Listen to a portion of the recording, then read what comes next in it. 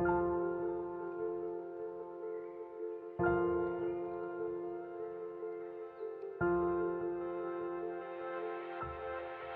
name is Dr. Ndlovu. I'm from the Small Enterprise Development Agency. I'm the chairperson of the board. The purpose of today is to launch the Youth Fund Challenge Fund, to network, to hear from partners and beneficiaries, as well as to just share progress within the ecosystem. We are in the innovation space. We are also assisting with real problems and getting entrepreneurs to come up with solutions, innovative solutions that talk to the challenges we are facing in South Africa. I'm proud to say that for that pilot phase, we've been able to actually interact with more than 2,000 businesses, which wasn't quite easy because now you have to walk door by door and explaining to local entrepreneurs what is it that you are actually doing. And we've been able to actually work with a number of them. And we're quite excited with the project, and we want to actually further it on, because what we do as an organization, we develop technology that is quite helpful for these SMMEs to become sustainable, because we also that as much as our government was assisting businesses, but a lot of businesses couldn't get assistance simply because they're not compliant. Not because the assistance is not there, but these businesses are not digitized and they are not compliant. So that is what we are doing for these businesses.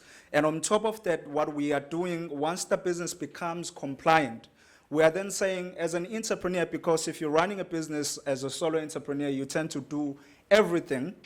We're saying now, once you become compliant, let's take you to the market. So now our intention is to list this business so that everyone can be able to buy from these businesses. I mean, we've had people saying, let's buy from township-based businesses. But so far, I don't believe we've had yet a very practical solution to allow the nation to actually buy from these township-based businesses. I want to thank you very, very much for this amazing opportunity. I want to express my gratitude to our minister and to all the dignitaries that are present, and thank our minister for making this personal trip to KZN, to Durban, to Smart Exchange, and to meet with us personally as innovators, and to support us and understand directly what our projects are all about. My objective is to bring young blood and to transfer skills to young blood, because that's where our future is. The growth of audio description, as Shakila has already mentioned, means the growth of a new industry, the growth of a new value chain. And one of the most important things about that is that in that value chain, blind persons are key to the success and the functioning of it. My name is Blessing Zuza. I'm a founder of a company called Respo Technology.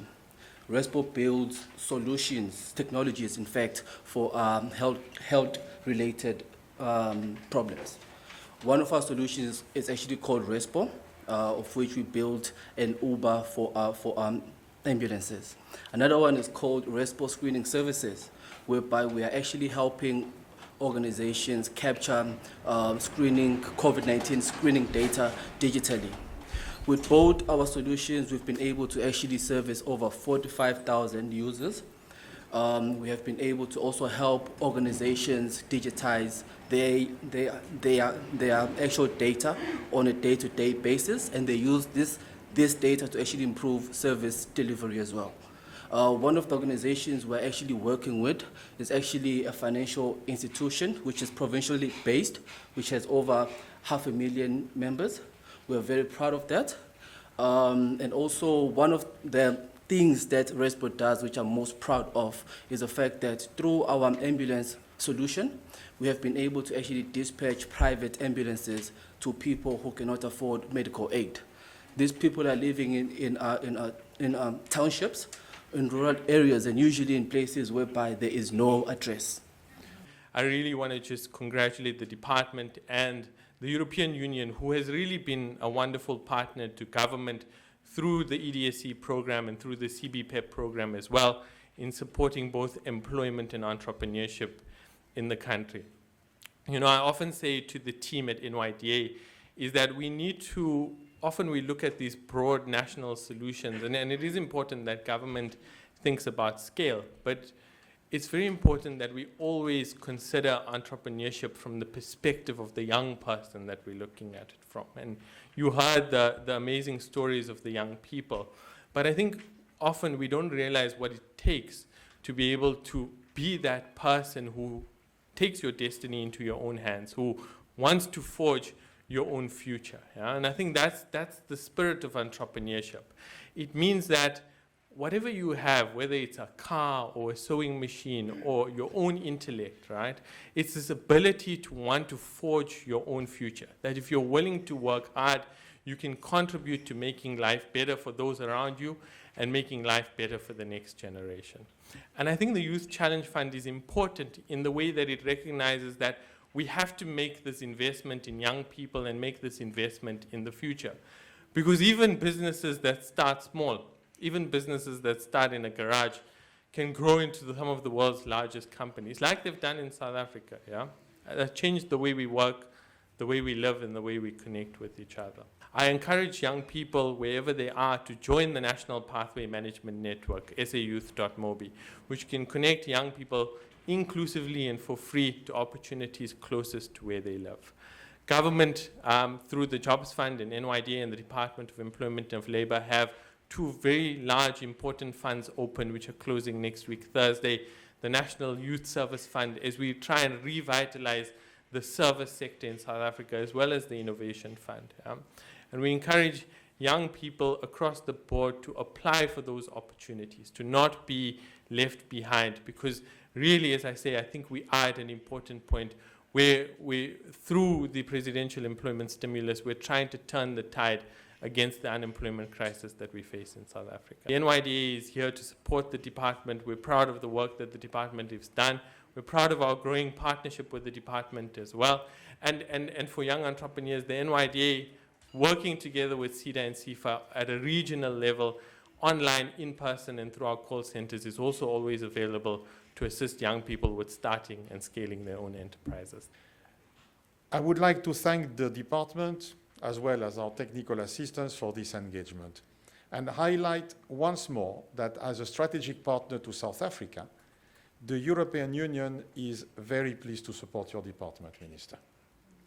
SMEs bring innovative solutions to challenges like climate change, resource efficiency, social cohesion, and they help spread this innovation throughout the regions. They are therefore central to the twin transition to a sustainable and digital economy that we have engaged to work together. They are essential to the competitiveness of the economy, the prosperity, the technological sovereignty, and the resilience to shocks. So it's a sincere hope that the Youth Challenge Fund launched today will go a long way in providing support and resources to youth young entrepreneurs, and I look forward to further exchange and visit in a few months beneficiaries of the Youth Challenge Fund with you. I thank you very much for your attention. Good afternoon. I'm really pleased that I am with you today. I got to learn that this month is a month wherein we get to celebrate globally. We celebrate the work of the entrepreneurs. Therefore, it's a global entrepreneurship week. And it is by no mistake that in this beautiful city, beautiful province, wherein for the first time, we are hosting the IATA, which is the Trader Fair. We here, which is a product of the engagements and resolutions taken by the AU in order to give effect to the operationalization of the ACFTA. So we're here to also say we're adding our voice, Kasim, to say whilst we recognize what the world is celebrating, we too in Africa, we are taking a step towards the right direction, that of ensuring that Africa in its entirety does recognize the capabilities of our people, but most importantly, does sit and engage in terms of saying, how do we make sure that we do not only create an enabling environment through policy and regulatory environment, but we walk the talk by saying there's lots of research work that has been done in terms of looking at what is it that makes Africa not to develop with all this potential that it has. If you go to Silicon Valley, if you go to Australia and you visit their innovation centers, actually if you go to the big industries, they will tell you that most of the people who are behind innovation is the Africans in the diaspora. And therefore it tells you that we are never beggars. Africans are not beggars. That's why we partner with those that have other capabilities that we do not have in order to address the weaknesses that we have in our ecosystem. We come from a department that is called the Department of Small Business Development, and I know many people tend to think that because we are named Small Business Development, they think we're small. I always say when you look into the capacity, not the capability, the capacity, yes, you are a small department because you're looking in terms of numbers of the people that are there, but we have a huge task, bigger than any other's person, that of ensuring that we do not only transform the economy, but we also grow it. Whether you go to the mandate of the department, which clearly outlines that I was to lead and coordinate the promotion of small business development advancement. It goes on to unpack, including creating an enabling environment through legislation and other things, but the emphasis on the ecosystem that we're working in, which is one thing we need to really invest in, because as government, we can't do it alone. So if we do not have an appreciation of the ecosystem that we're operating in, it tells you that we will fail the entrepreneurs of this country. And when that happens, we would have failed South Africa and Africa in its entirety, because as I quoted on the mandate that the department has, the National Development Plan on the other side is very clear that it is only through investment in entrepreneurship that will be able to transform and grow the economy. It's not a mandate that just arises out of Indogba's Tanda Longen Leyo. You know, there's that perception at times, dear, that when presidents create departments and appoint people, then they favors to it has nothing to do with that, but to say there is a deliberate decision to say we have been doing very well in terms of growing the economy, but things have slowed down. And like any other responsible government, we've got to sit and reflect and look at what is it that we're not doing well. And therefore, to be responsive on that is to say, let's make sure that we get our heads together, identify the weaknesses in the system, and of course, partner with people that must help us to be able to improve. But at the center of that, because it doesn't matter how much government and the other partners can avail funding, if there are there's no one who is not only creative and innovative, but who's entrepreneurial in thinking, all those efforts will be useless. Therefore, that's why I thanked the entrepreneurs, because we now have stories to talk about, because there are people who took a particular decision that we are not going to wait for anyone to determine our future. We are going to make sure that we take a step with or without the resources, because an idea was born within themselves.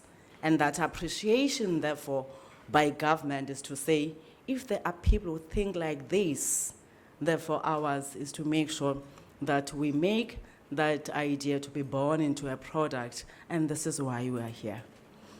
Of course, you had me talking about Bernard, our blesser, as he outlined the role that the EU has played in ensuring that today becomes a success.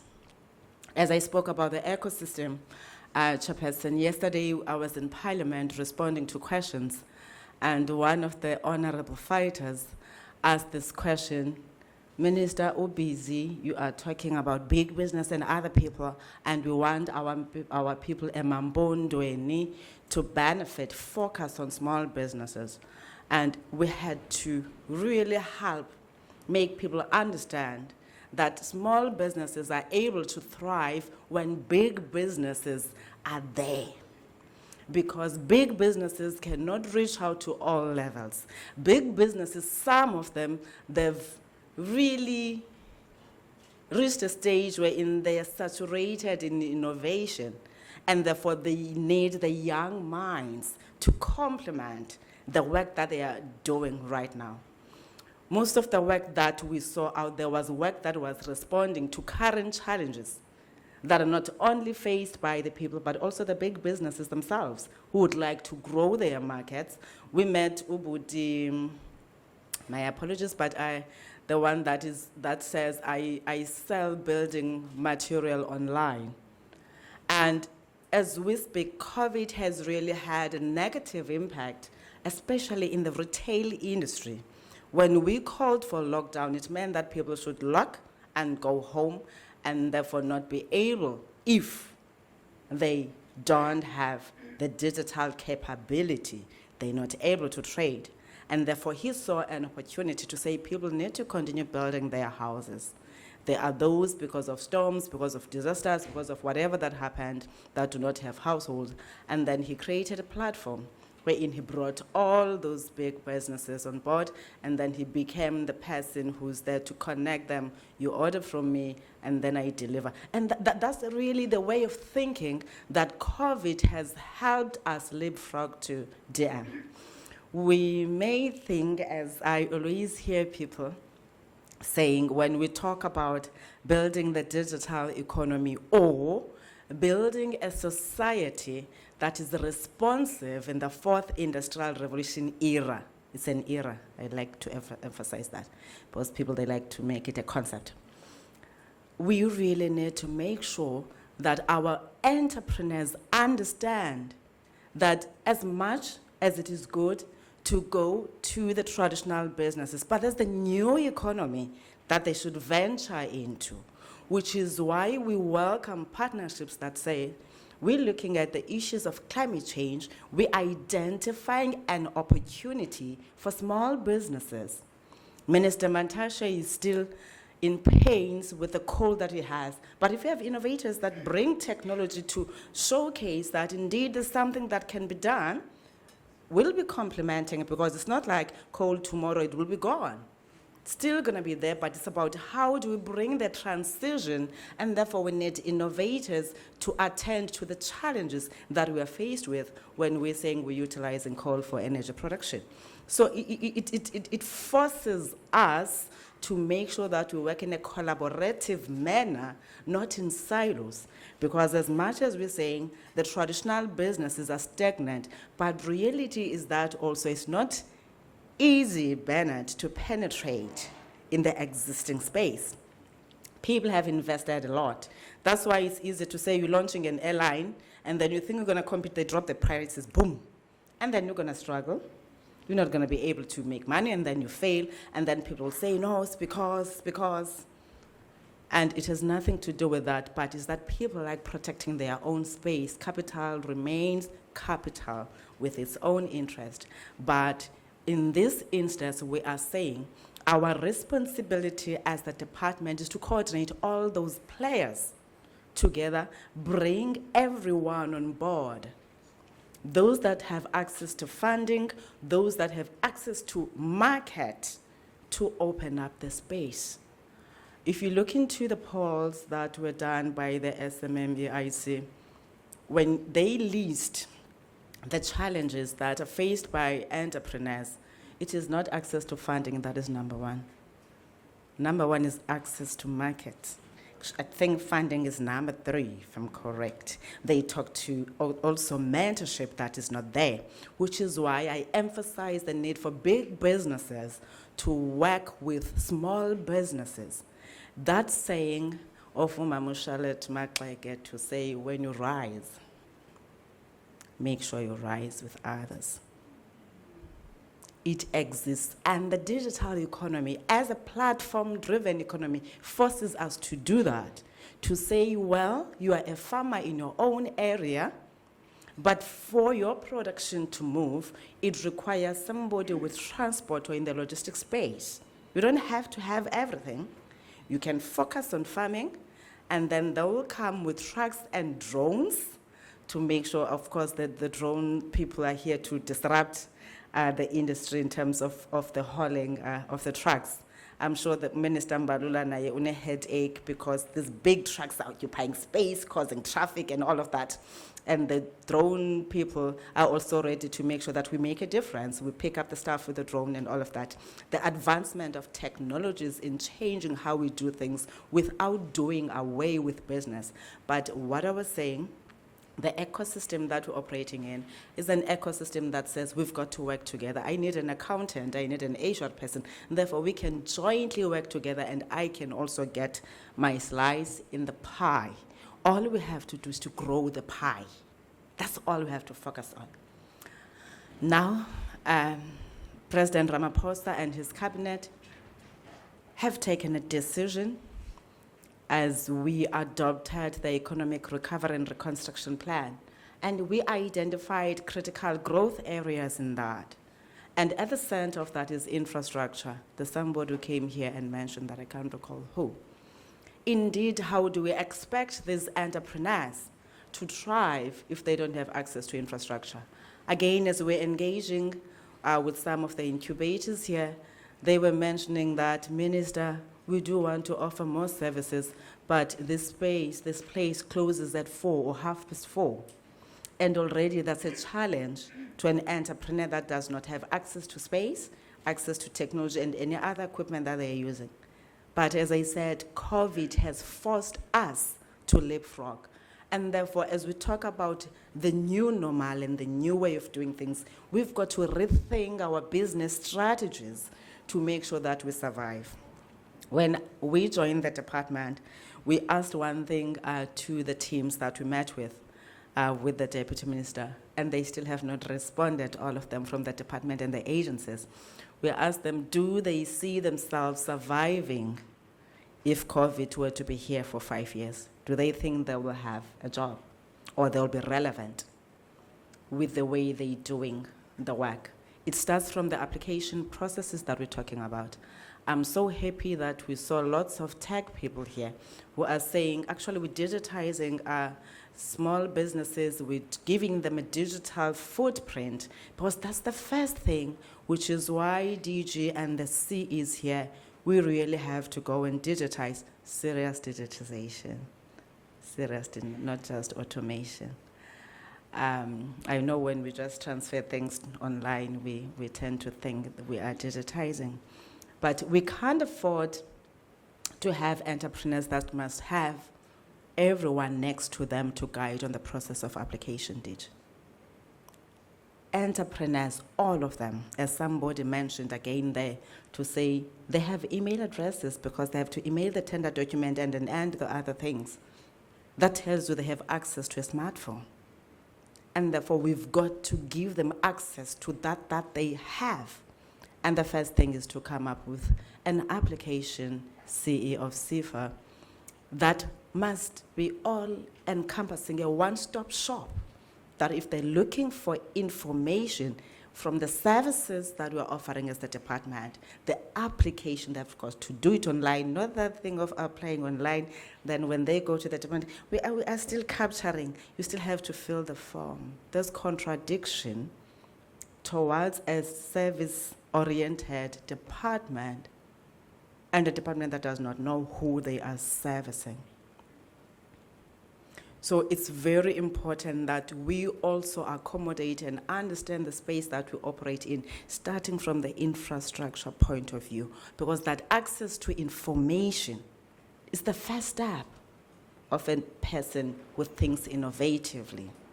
The first step is to say, I have this idea, who can help? They should be able to get that at the click of a button on their cell phones that they have. And of course, as we talk about digitizing again, the small businesses or the economy that we are building, at the center of it is the price. or the cost to do business. In this instance, if you are digitizing, you're not only talking about the device, but you're also talking the data.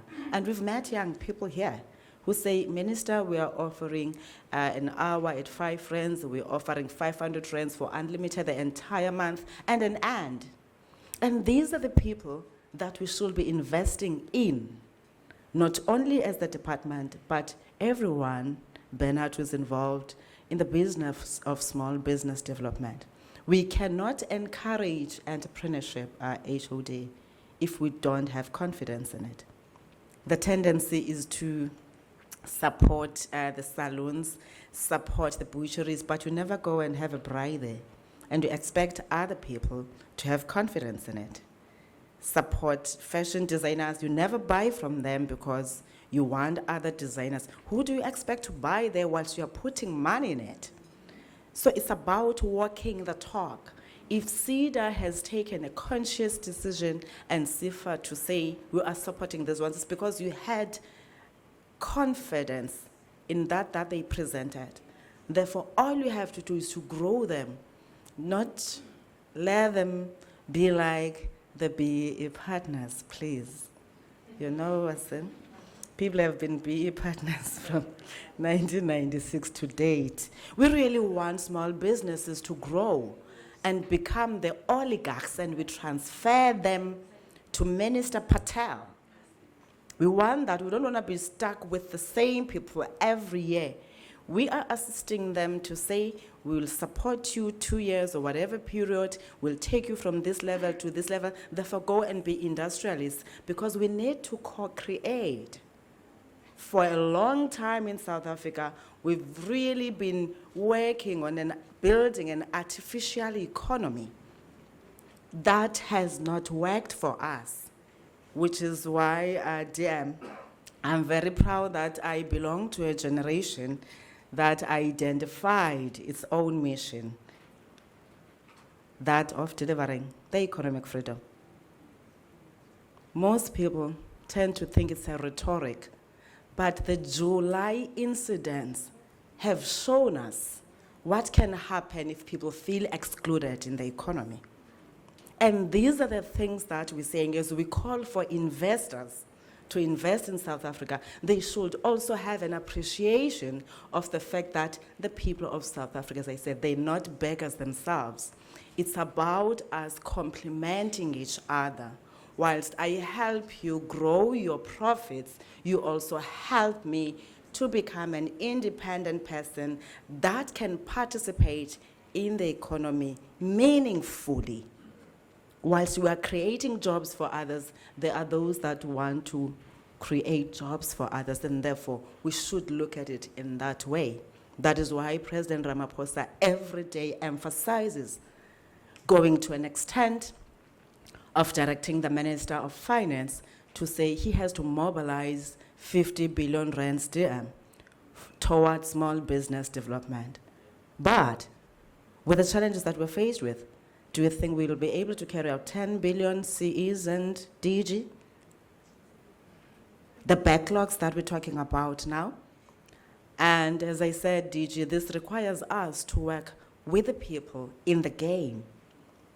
I am aware of all the protocols and bureaucrats that we have in government, that for us to procure services, Chairperson, we must issue a tender with a particular criterion specification. And in the innovative world, that means you are really restricting the capability and potential of your entrepreneurs in giving you the best solution, because you happen to come across a particular project and then you're forcing them to give you the same product that at times they've never even tested if it's going to work in your environment, which is why you find us procuring all the other systems, but still things are not improving. It requires us to change how we do things. I said to the DG, I can't remember if it was last night or this morning, I said to him, DG, I know you guys are going to come with your national treasury and whatever issues, but for you and us to be effective, bring a hackathon. let young people compete on their ideas and innovation and get the best solution, and they know it works, because nobody will feel like Lonundens a favor because in a relation, a minister, therefore he was preferred, this one did not meet the requirements. They also case their innovation, that they make presentations towards the solution, and judges are there looking at whatever criterion that would have been agreed upon. And in that way, it does not only help government, it also helps the private sector to say, oh, we did not see a gap in this. If you go to the private sector, they are the ones that are using the products of the entrepreneurs because they understand the importance of innovation. That's why they thrive all the time. And we stagnate as government with our 30% contribution to the GDP. 30% contribution by government HOD to the GDP. We struggle to take on board innovation so that governments can be responsive and be able, therefore, to partner with the private sector on that 70% to say, how do we grow the economy together? How do we help you grow your profits as much as you help us deliver the services to the people that we are serving? As I said, we do not have money to do that as government. If I'm telling you it's only 30%, it's not 50%, DMA tells you the challenge that we have, which is why it becomes crucial to invest more on the state capability to say, on the little that you have, be efficient as much as you can. Because again, people are losing confidence in that we are doing. Our department offers lots of schemes, as you are aware, but today we are about one. We are launching a Youth Challenge Fund that intends to give an opportunity specifically to young people in the different categories. Of course, they will give you the details of the scheme, but it's those businesses that we do on our day-to-day basis to survive, which complements 70% of the fund, and then 30% goes to what they call the red channel. They're saying it's the risky businesses, Pete and Bernard. I asked, why are these ones getting 30%? No, Minister, because here there's no guarantee. We know that if you go to Chisanyama, people are going to come and bribe.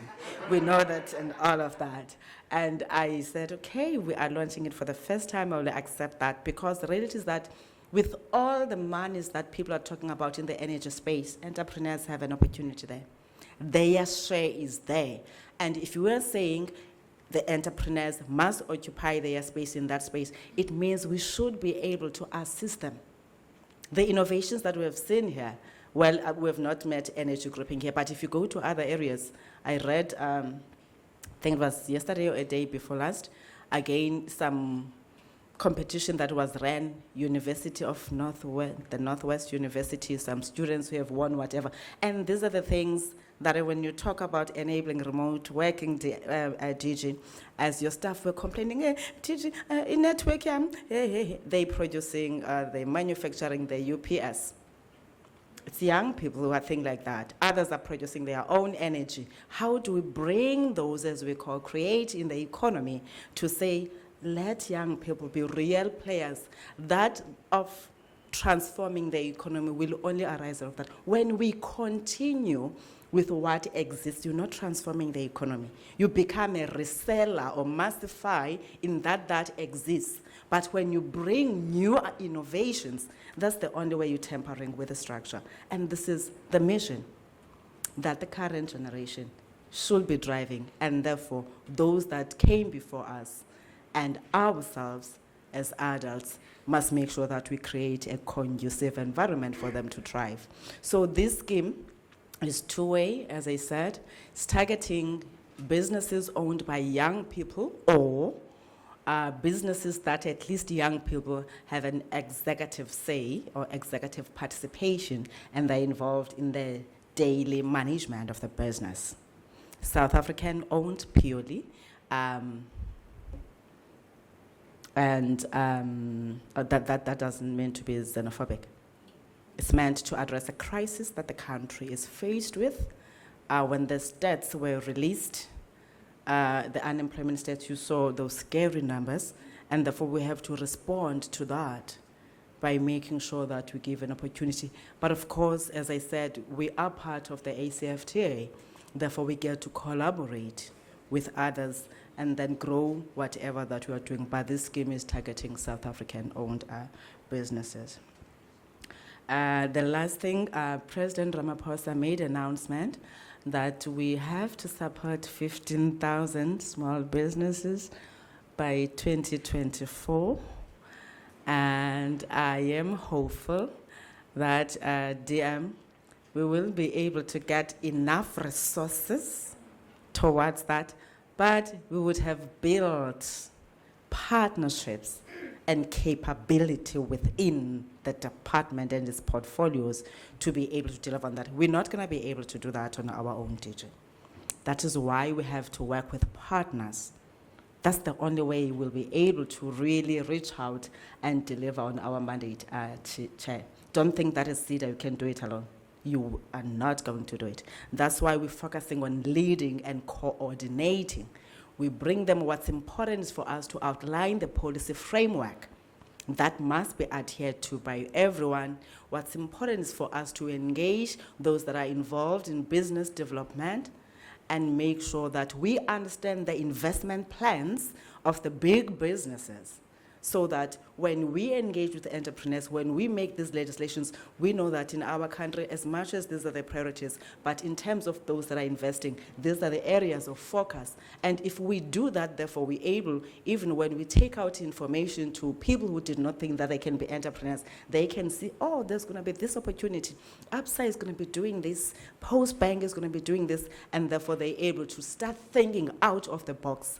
Because for now, for as long as Nwabisa has a car wash and we see that she's making money, we want to open a car wash. And we can't blame people for thinking about that, because the importance of providing information in terms of the market needs is that we have not managed to invest in DM. It requires us to go all out there and engage with all, but that can be done physically. Imagine if we go to level 4, or whatever that can come, it means CEs and DG, we have to digitize and make sure that people have access to information where they are. And it means we've got to support those small businesses that are saying already we have a database of 2,000, we have this and that. Build on that. The coordination part means that if we're saying we have Uber, sorry, they're not Uber, I forgot that, what's the name of the company here? No, not Rispo. The other one, Target Delivery. Yes, if you have companies like that in Durban, you should be able, because they have a database already, you should be able to match them with others in the other area, and therefore we get a sense of the profile of entrepreneurs that we have in the different sectors, because that's another thing, Chairperson, we need to do. We need to make sure that we respond to sector needs. We are having engagements. The first engagement we had with minerals, mining and energy, that's when we speak with authority, when we say we have a share there, we have agreed with the minister, but all we have to do as the department that is there to support small businesses is to provide the necessary support, because they did mention that there's lots of opportunities meant for entrepreneurs, but the funding that we provide is not sufficient. So it means we really need more. We need all our partners, NYDA. It's okay to do, of course, the short-stop gap measures, but as I said, we also have a responsibility to transform and grow the economy. We're going to support the survivalist businesses, because people must live and be able to provide for themselves and pay for fees where they have to pay, but we also must grow the economy. And when we grow the economy, it means we sit with Minister Delil on infrastructure to say these are the basic products that are required to build a road. These are the basic products that are required for whatever other infrastructure project. And where is our share? We see the 30%. I don't know if entrepreneurs are happy with 30%. I'm that person that says, I'm not a princess, I'm a queen. I'm a princess to my dad only, therefore I want it all. When I want it, wanting it all, that I can be able to do, not above my capability. And I believe the entrepreneurs can deliver more than 30%. When I say 30% through the products, without limiting them to a percentage HOD, that's a discussion that we should have.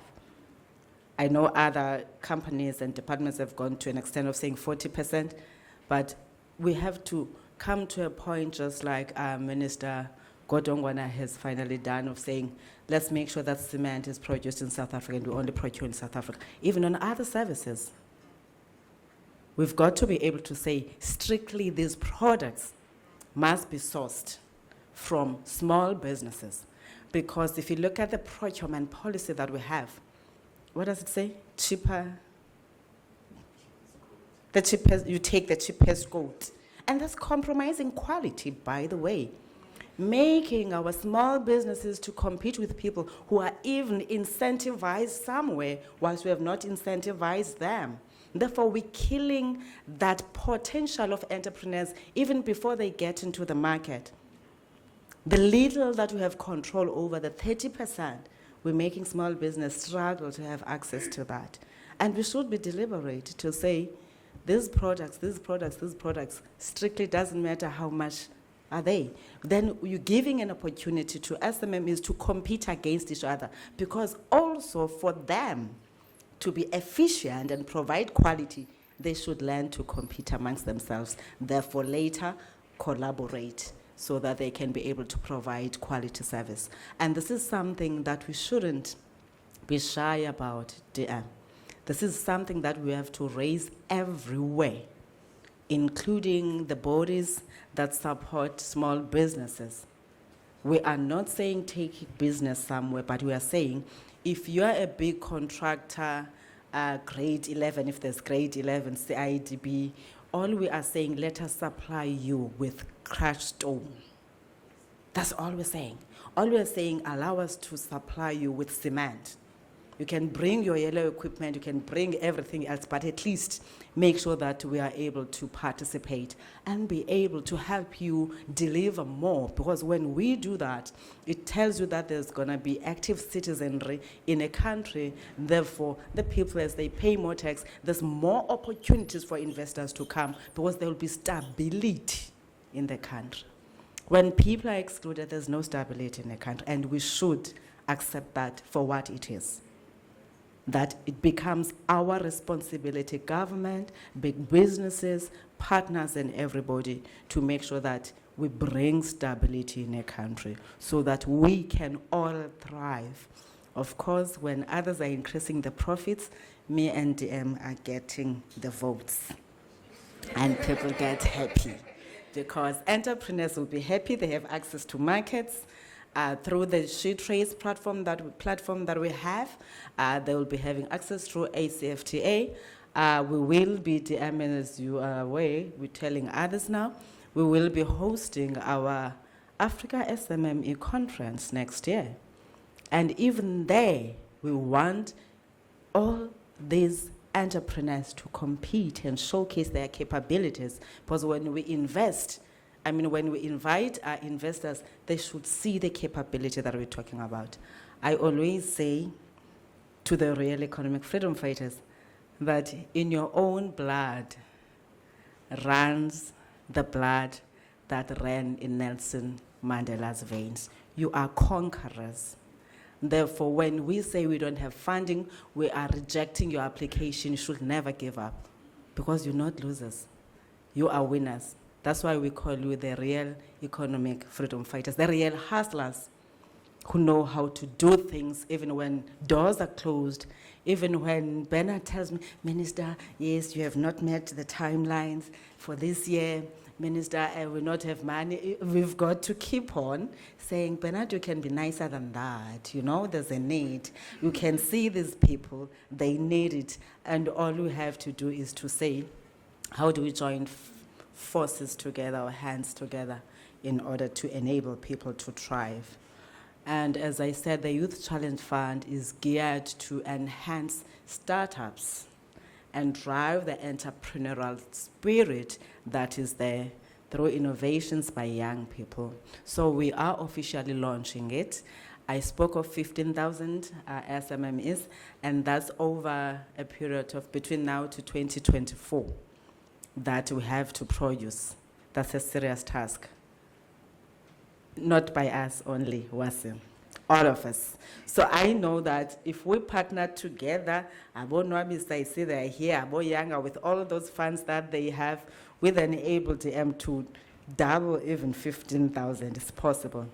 If CEDA and CIFA, they address the backlog challenges that they have, and we make sure that an application is received today, on the third day, we are like Home Affairs, we're giving response, and all of that, it's possible to be done. And government is going to give us money. I told you, President Ramaphosa has already said 50 billion rands must be mobilized. But we can't be given money if we're not spending on the little that we have. And the more we do not spend because of the challenges that the CEO of CIFA spoke about, it means we are failing our people. That's why when we develop all this criterion that we develop, they shouldn't be desk researched. They should be informed of the realities on the ground. If we're saying we're going to digitize, does it mean that abantu bangapha enkandla, they have access to network? How do we then bring all other departments that are already in that space? And already we've met a grouping there that said that received a license and on TV white spaces. How do we help them grow so that they help us in delivering this mandate that we have? Because when you help them grow, it means they're going to be connecting many people. When you meet the other grouping that says we're teaching them computer skills, it tells you that the hawkers can be able to use their cell phones to apply because they will be computer literate. So it's about massifying what already exists, building on that to say, at least we can cover this. And of course, we have to make sure that it's a hybrid model, because there are those not because they don't afford, but they don't want to be on the digital space. Just like planes, there are still people who don't get into planes. That's how transformation happens. People still feel comfortable in driving cars once they can afford buying a plane ticket. So even with the digital economy, you're going to have not outcasts, but those that are resistant to the digital transformation that we're talking about. So ours is to say there's the energy space, there's the infrastructure space, there's the pharmaceutical space. COVID has shown us. We struggled as government in accessing the vaccine. The terms that were put there, I mean, like we felt like now we are literally handing over South Africa, literally on a platter. And that talks to the capability and the challenge that we have as we talk about small business development.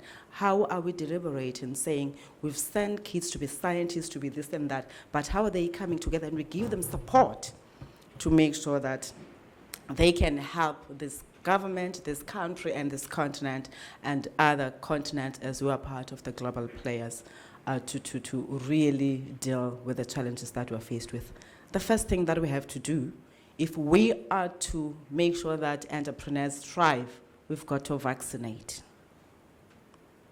When we call for lockdown, when we say people, we're restricting numbers in the hotels, restricting numbers, closing malls, it is the small businesses that are affected.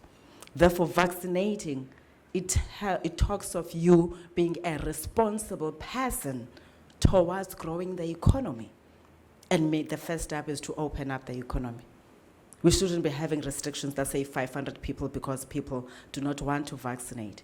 It becomes your responsibility too as entrepreneurs to talk to those that are your customers, those that are your loved ones, to save your jobs and your businesses by doing the right thing of vaccinating. Let's see government saying we're struggling with more because there's more demand. Then we deal with that instead of saying we deprived people of services. We had to take money because we're looking at saving people's lives. That was the reason we called for lockdown. That was the reason we said, bring money that you have not spent so that we can go and buy the vaccine to save people's lives. And now when we've done all of that, when we even felt the wrath of our people on the polls because their roads are not constructed, because in other instances we've taken money to buy the vaccine, people don't go and vaccinate.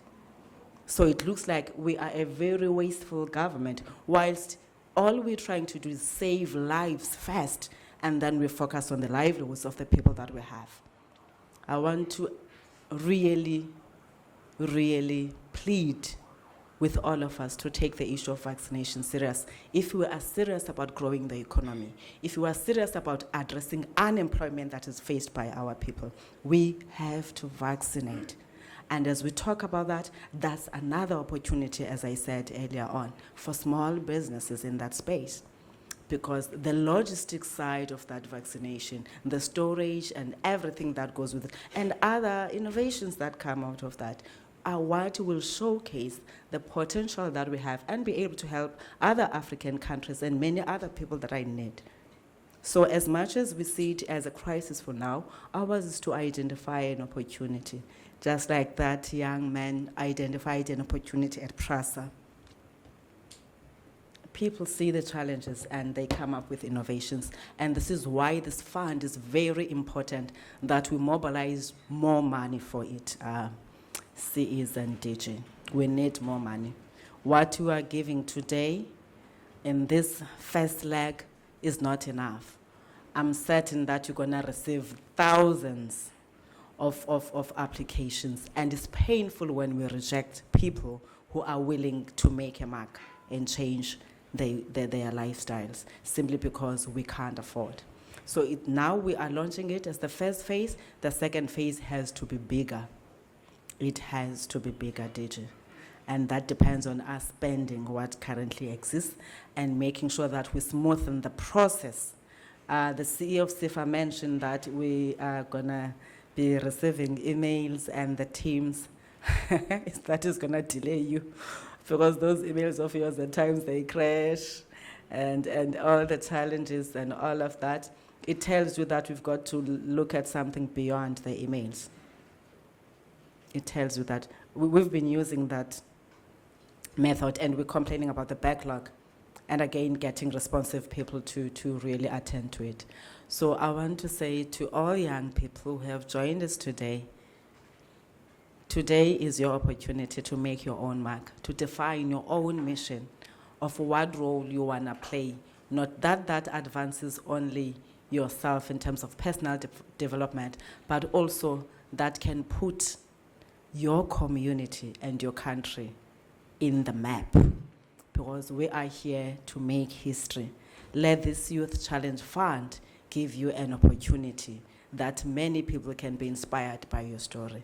Thank you so much, Program Director. As I say that, allow me to tell all of you that the ANC government loves you so much. This occasion that has been organized here has been aiming at ensuring that we develop small businesses into micro, medium, and big businesses. The minister talks about the ecosystem, because ecosystem means the continuation of life in the process, and the stability and progress of the society, which is measured through amongst by the levels of satisfaction by young people. We have met here and listened to the young people, both girls and boys, young people. And I was saying to myself, it is therefore possible to take South Africa forward when there are such people in this country. With all the challenges and difficulties the country may be going through, but we have an opportunity. This gathering has proven what the former president of the ANC, Oliver Tambo, once said, and I quote, "The children of any nation are in its future. A country, a movement, a person that does not value its youth and children does not deserve its future. A close quote. That was what President Oliver Tambo said. We want to express our sincere appreciation for your attendance to this important gathering as young people, because you may have chosen to do other things, but you chose to place your hopes and trust on our government and our department in particular. We will not let you down. Indeed, I repeat, will not let you down as the people of this country, all colors. We won't let you down, because building a proper future of our country, that is also in your hands as the youth. The 2020 Global Entrepreneurship Monitor reported that total stage of entrepreneurial activity rates across the younger age of 18 to 44. Here now, even the 44 years are called the youth.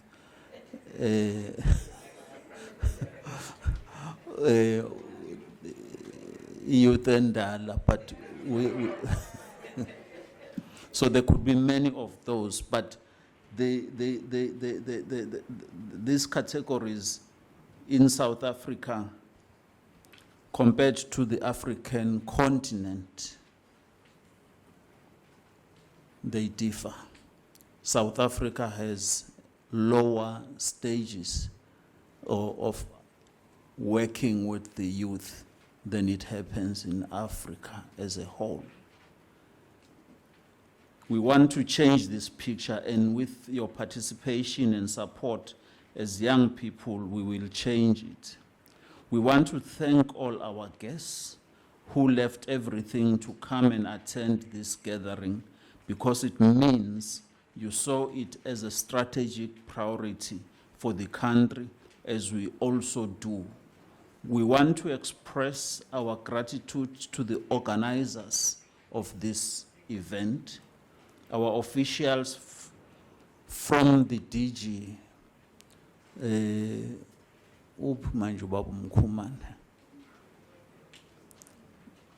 our DG and the officials of the department, because I could also be saying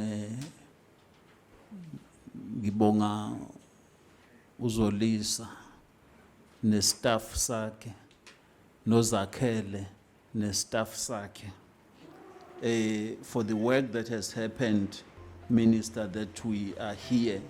We are expressing our great gratitude, the DG, to all the staff members and everyone who contributed towards the success of this event. This event would not have been a success without the workers who served us here, and they will continue to serve us here. I know we've been drinking water, there's been cakes that we have been having tea. We'll continue. We appreciate that. Thank you for your professional service. We want to assure anyone who is here that this department, small business development, is not small. It's not small. I repeat, Minister, those who do not believe us, we will show them that this is not a small department. It's a small business development department, but it's not a small department. So I want to end up with those words. We'll continue to do more to inspire confidence to young people and ensure that working with you translates into possibilities of reality. And I want to thank you all. I've seen all of you, and I thank you, and I thank my God for having Minister making us to be here. We are a department that is committed to also, yes, the power and the constitution of our country, but we also believe that our God, the Master, will show us the way all the time. I thank you very much.